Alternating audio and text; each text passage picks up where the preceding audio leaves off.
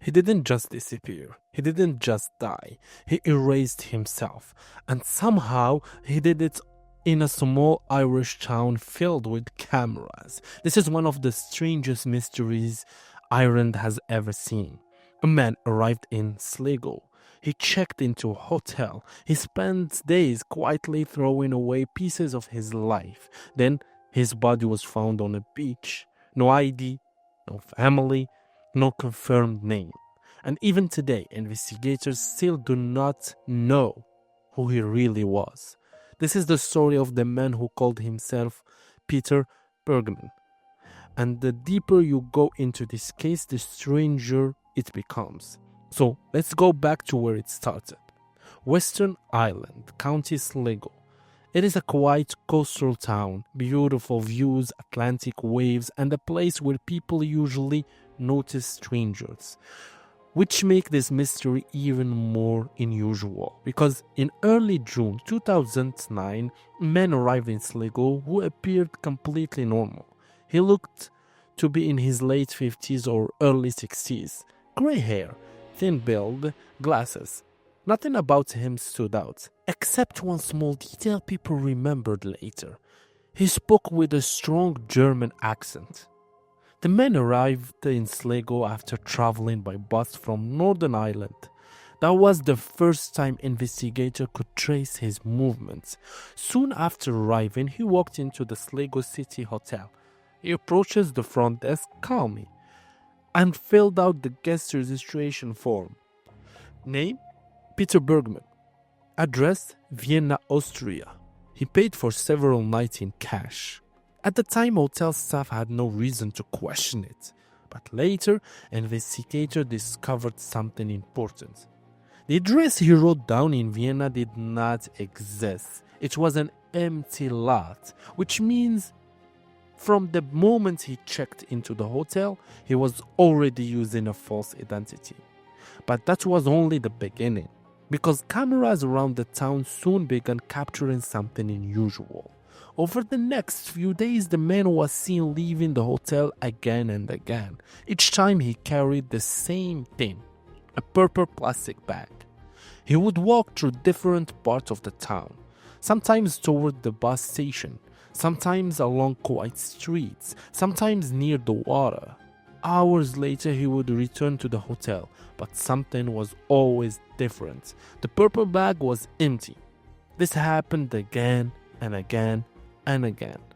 Investigators later counted at least 13 trips where he left the hotel with a full bag and come back without whatever had been inside it.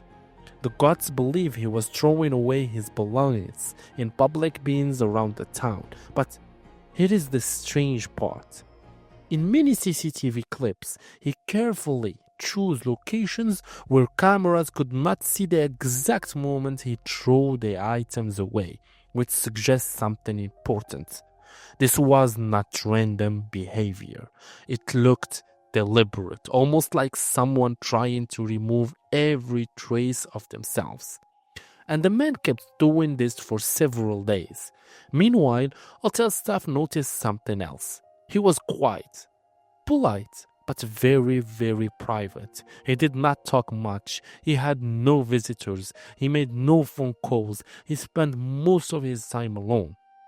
Then one day, he visited the local post office.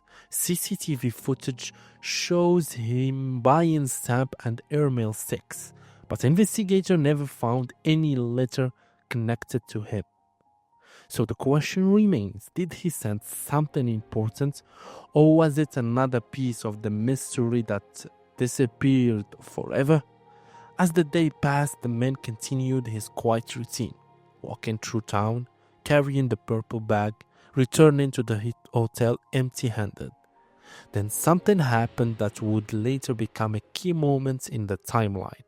One day, he asked a taxi driver for direction to a quiet beach where he could go swimming.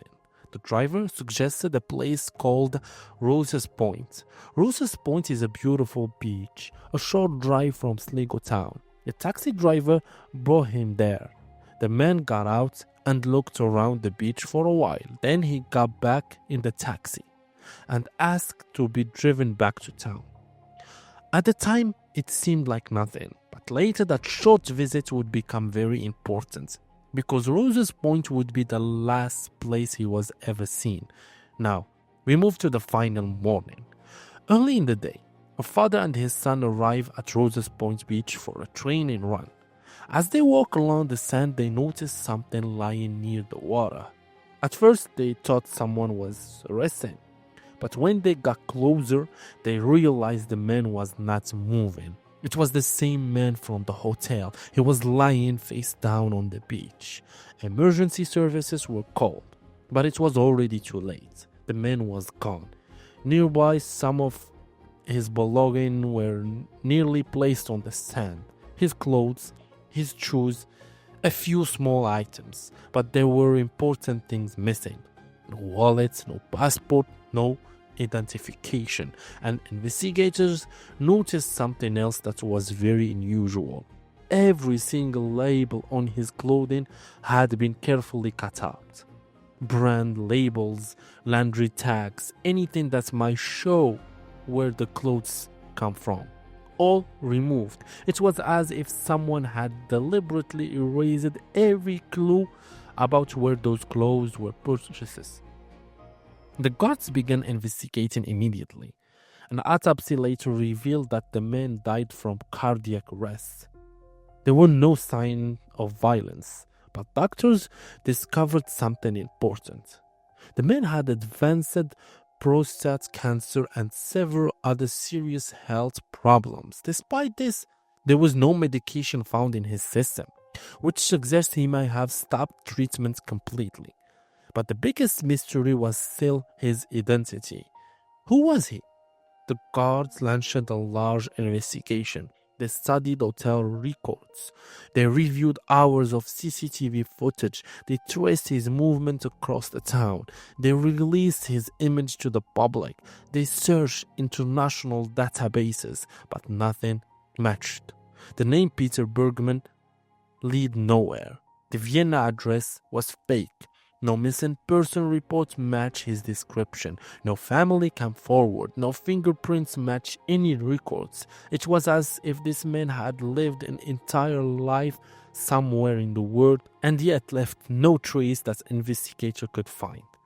Some clues suggested he might have spent time in Germany or Austria. Many of his clothes were from the European clothing chain C&A, which has stores mainly in those countries, and the witness remembered his German accent. But even with those clues, nothing led to a real identity. Years passed. The case received international attention. Images of the man were shared across Europe. Organizations that specialize in identifying unknown people joined their efforts, but still nothing. No name. No history, no family. Eventually, the identified man was buried in Sligo. Quite grave for someone whose real name remains unknown. And that might be the most haunting part of this entire story. Somewhere in the world, there may be people who once knew him. Friends, family, colleagues, people who wondered why he suddenly disappeared, but they may never know what happened. Because the man who called himself Peter Bergmann did something extremely rare. He walked into a town full of cameras, spent days carefully removing every clue about who he was, and then vanished from history. Which leaves one final question. Was this a man who wanted to die quietly and alone, or was there another story behind the life he erased? Until someone recognized his face, the mystery of Peter Bergmann will remain one of Ireland's most haunting unsolved cases, and somewhere out there, the real name of the man on Rose's Point Beach is still waiting to be discovered. If you want fast update on Irish true crime, subscribe. We cover everything before it hits mainstream headlines. Thank you.